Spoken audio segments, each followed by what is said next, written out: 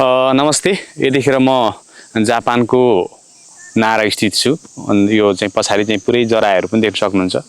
अहिले जराहरू चाहिँ बास बस्ने बेला भइसक्यो। यिनीहरूको सुँग्ने क्षमताहरू भनेको चाहिँ एकदम धेरै हुन्छ।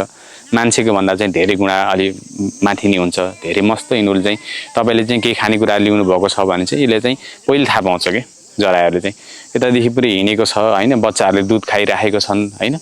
मजाले चाहिँ आमाहरूसँग बसेर दुध पिइराखेका छन् बच्चाहरूले पनि हैन। बच्चाहरूको अहिले चाहिँ समय चाहिँ सानो सानो बच्चाहरू क्युट बच्चाहरू पनि देख्न सक्नुहुन्छ हैन। जराहरू चाहिँ बाटोमा पनि देख्न सक्नुहुन्छ हैन। अनि तपाईँको चाहिँ यिनीहरूको चाहिँ खासियत के छ भने यिनीहरू अलि आफूलाई चाहिँ अलिक खतरा महसुस भयो भने चाहिँ फिल गरे भने यिनीहरू चाहिँ एकजुट भएर चाहिँ यिनीहरू चाहिँ अलिक भाग्ने हैन दौडिने त्यस्तो हुन्छ। जापानमा यो ठाउँमा भनेको चाहिँ एकदम परिचालित ठाउँ हो यो चाहिँ जराहरूको लागि। उसले चाहिँ ऊ किन मसँग आएको भन्दाखेरि उसलाई खाना छ कि भनेर आएको। मसँग छैन, अहिले चाहिँ सकियो हैन। खाना खाने दिने समय चाहिँ यिनीहरूलाई चाहिँ मस्त खाना खान दियो भने चाहिँ यिनीहरू सबै आउँछ। यो चाहिँ सिङ भएको यो भाले हो।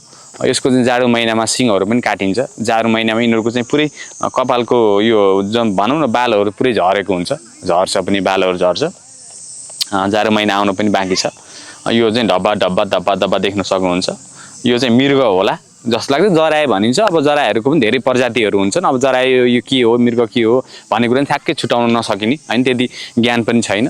तपाईँले चाहिँ यो भिडियोलाई चाहिँ माया गरिदिनु भयो र सबैजना हेरिदिनु भयो भने चाहिँ अवश्य नेक्स्ट टाइम चाहिँ अझै तपाईँहरूलाई चाहिँ राम्रो जानकारी दिन चाहिँ म तयार पनि छु। यो पछाडि जति पनि देख्न सक्नुहुन्छ मस्त छन् यिनीहरू चाहिँ हेर्न सक्नुहुन्छ। यो चाहिँ महिला हो, यो चाहिँ पुरुष हो।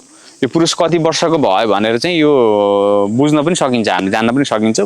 पुरुष कति वर्षको भयो भन्नेलाई चाहिँ यो चाहिँ लडेर हैन। यो यिनीहरू चाहिँ सिङ पनि भाँचेको छ। यसको चाहिँ सिङमा गन्ने 1 वर्ष 2 वर्ष 3 वर्ष 4 वर्षको यो चाहिँ 4 वर्षको यो हैन। 4वटा सिङ आइसकेको छ। वर्षमा एउटा चाहिँ आउने हो। जति वर्ष हुँदै गयो उति सिङ पोलाउँदै जाने हो, सिङ थपिँदै जाने हो यिनीहरूको। उतातिर 5 वर्षको आएको छ। ठुलो रहेछ त्यो चाहिँ मस्त आउँदैछ। झक ढक ढक ढक गर्दै आउँदैछ। सानो सानो बच्चाहरू पनि छन्। यिनीहरू बच्चाहरूको चाहिँ अहिले दुधको समय नै छ। त्यति घाँस पनि यिनीहरूले खाँदैनन्। दुध खाने बेला नै हो यिनीहरूको। केही समयपछि यो चाहिँ 5 वर्षको यो देख्न सक्नुहुन्छ। एकदम यिनीहरूलाई चाहिँ अलि एग्रेसिभ हुन्छन्। यसको सिङहरू पनि खाने गर्छन्। जापानमा सुप बनाएर खान्छन् अनि सिङहरू पनि काटेर लिएर जाने पनि हुन्छ। मस्त छ ठाउँहरू चाहिँ हेर्न सक्नुहुन्छ। आनन्दको ठाउँ। तपाईहरु पनि आउँदै हुनुहुन्छ भने यो यहाँ चाहिँ घुम्नको लागि समय भनेको तपाईको चाहिँ धेरै होइन।